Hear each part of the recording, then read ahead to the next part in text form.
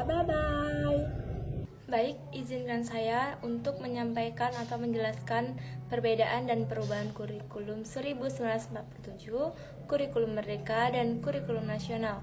Sudah tahukah teman-teman apakah itu kurikulum? Hakikat kurikulum adalah serangkaian atau suatu sistem rencana dan peraturan mengenai bahan pembelajaran yang dapat dipedomani dalam aktivitas belajar mengajar. Baik, saya juga akan menjelaskan tentang mengenai hakikat pemahaman beberapa kurikulum.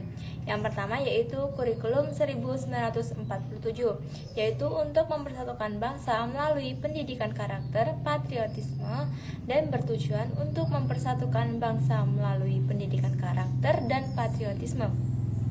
Lalu yang kedua yaitu kurikulum merdeka.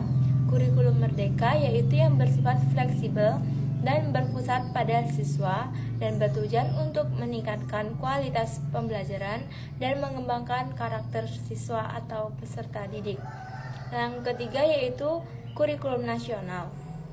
Kurikulum nasional ini adalah kerangka dasar yang digunakan untuk mengatur kegiatan pembelajaran di sekolah. Materi selanjutnya yaitu tentang landasan kurikulum.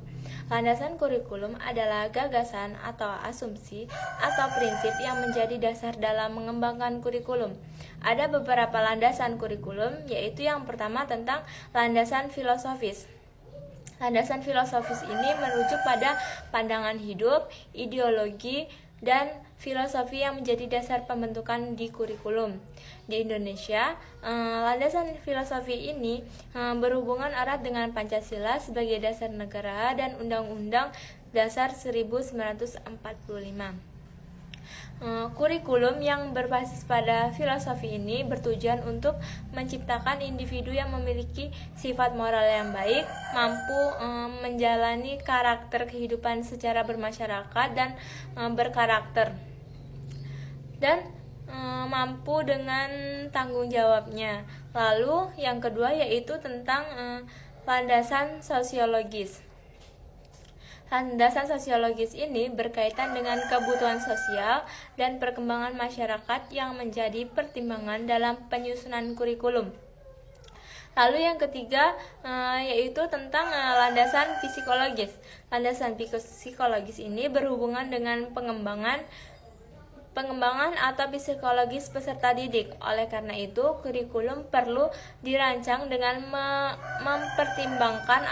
mempertimbangkan teori-teori perkembangan psikologis untuk mengoptimalkan proses pembelajaran yang baik. Lalu yang keempat yaitu landasan ilmu pengetahuan dan teknologi. Ilmu pengetahuan dan teknologi merujuk pada dasar yang menjadi pedoman dalam pengembangan kurikulum pendidikan.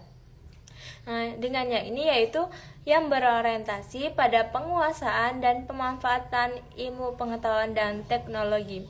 Lalu yang terakhir yaitu landasan yuridis. Landasan yuridis ini berkaitan dengan berbagai aturan atau hukum perundang-undangan yang mendasari pembentukan kurikulum.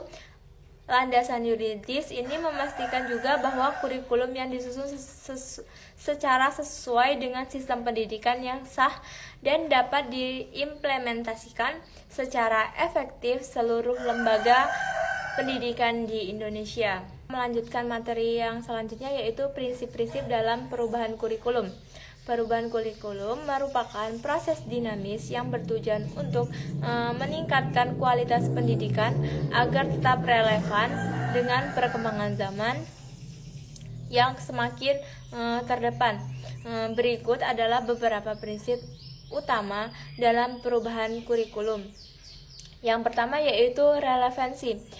Kurikulum harus sesuai dengan kebutuhan peserta didik, perkembangan ilmu pengetahuan dan teknologi, serta tuntunan dunia kerja dan masyarakat.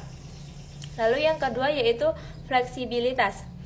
Kurikulum harus dapat menyesuaikan dengan perubahan sosial seperti budaya, ekonomi, dan perkembangan peserta didik tanpa kehilangan esensi pendidikan.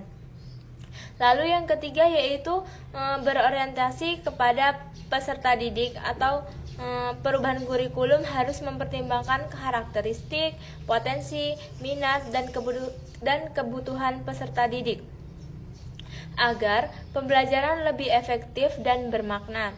Lalu yang terakhir yaitu berbasis kompetensi. Kurikulum harus dirancang untuk membangun kompetensi peserta didik baik dalam aspek kognitif, afektif, maupun psikomotorik yang sesuai. Lalu selanjutnya materi yang terakhir tentang perbedaan kurikulum. Yang pertama, kurikulum 1947.